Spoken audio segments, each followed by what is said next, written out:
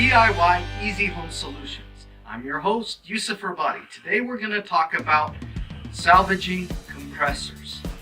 First things you're going to need: an EPA license, preferably a 608 universal. The tools you're going to need are a multimeter, channel locks, torches, and thermal trap.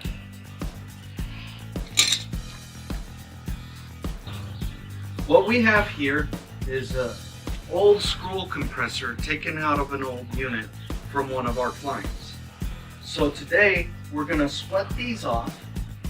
We're going to check to see if it's worth salvaging by checking these leads right here by removing this. And then we're going to look at the overall health of this system to see if it's reusable for future clients. This will help our clients save money in the long run. First thing we're going to do is check the health of the compressor. How to do that is first to determine which of these is run, which of these is start, and which of these is calm. How you do this is you take your black lead and you put it at a single position. Your second lead you're going to run.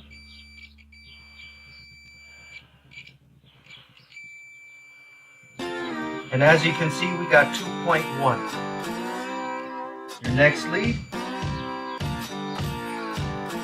you got 1.1. Then checking here,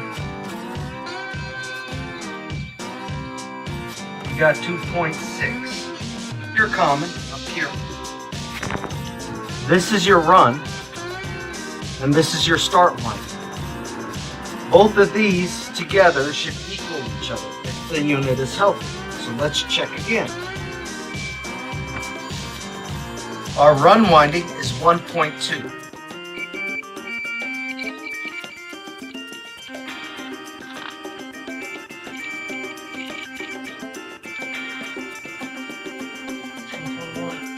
Our start winding is 2.0.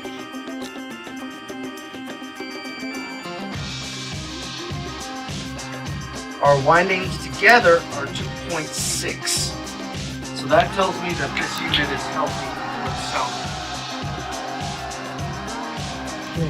Now we're going to start torching. So the most important thing about torching is make sure you have a water supply. As you can see in the background, we have the hose ready to go, just in case the fire breaks out.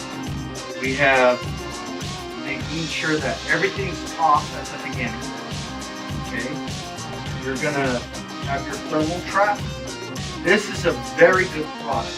You're gonna put this around here to protect the line.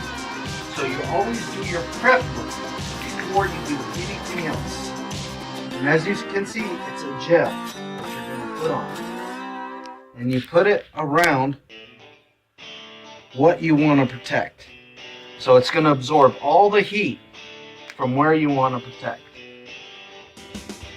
Yes, it makes it hard to sweat off, but at the same time, you're guaranteed that you're not going to fuse any windings together as you add heat. So that's the important thing, is not fusing the windings together.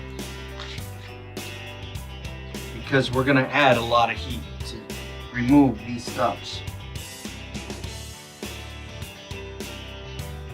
And you want to try and keep it off the copper. The copper is what you're going to be using.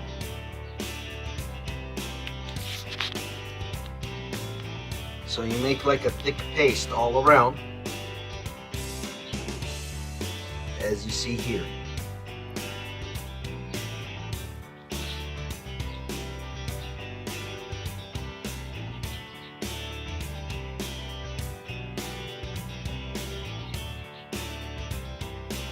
What you need to do is make sure that the copper is completely clean of the solution, because if this solution's on the copper, you're not going to have a good removal. Because what we're trying to remove is this weld right here. Okay? And that weld right there. So as we're applying heat, we're going to have the channel locks to help us remove it. Okay? Next is our torch setup. First, you're going to open the valves to allow pressure to go through. then you're going to adjust. Your settling, which is this side, you're going to set at 5 psi.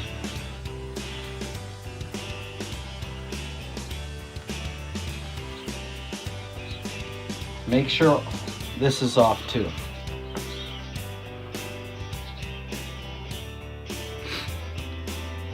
Next, you're going to set your oxygen supply. You want your oxygen supply at 20 psi.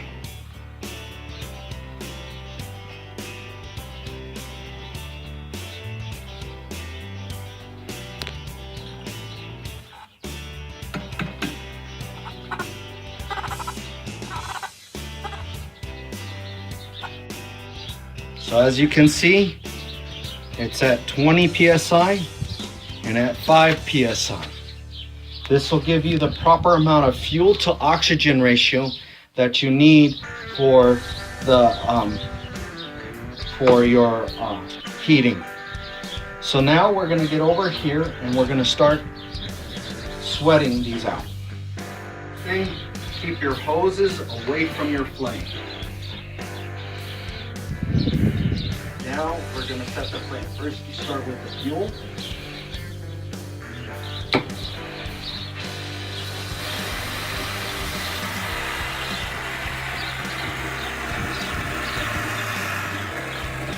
As I said, you're going to want your flame pretty hot, so we're going with a hot flame.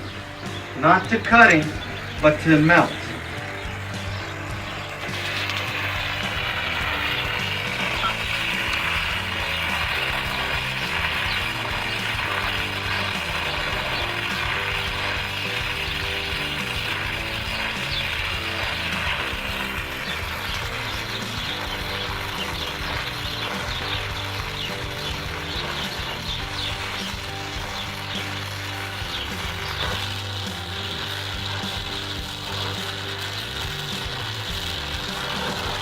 And as you can see, it came right out.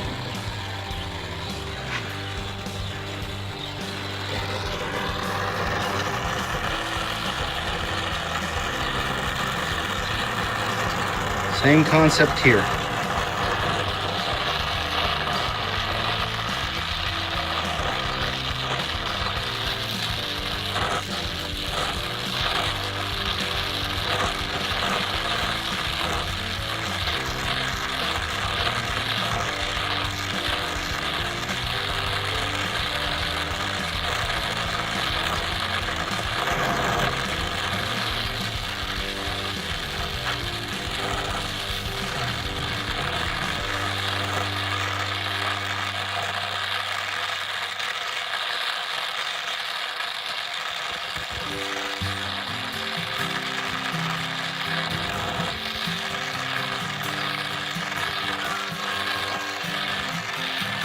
As you can see, I'm using a circular motion to loosen it. As you can see, I'm getting into the weld. This one's going to require a little bit more heat. So I'm adding more fuel and oxygen.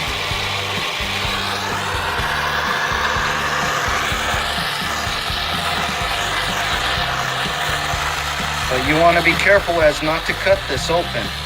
Because once you cut this open, you're going to have a hard time getting this out of there. So you want to keep it moving. So you're using a pull motion as well as melting this at the same time.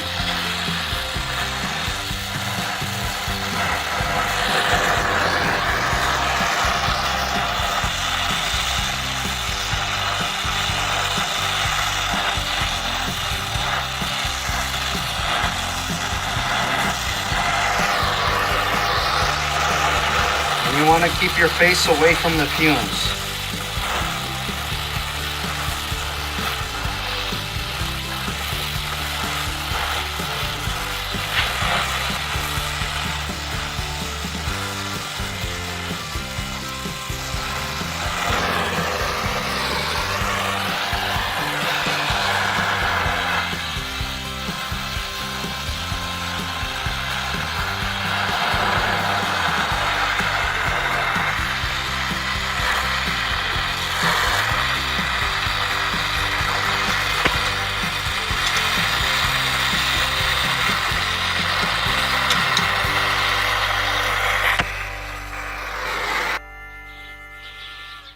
And as you can see, both ends are removed.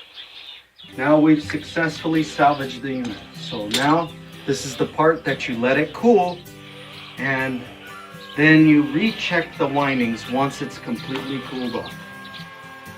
We at DIY Easy Home Solutions thank you for watching. And if you liked that video, smash that like button. And subscribe for more home improvement videos from DIY Easy Home Solutions. Thank you for watching and have a wonderful day.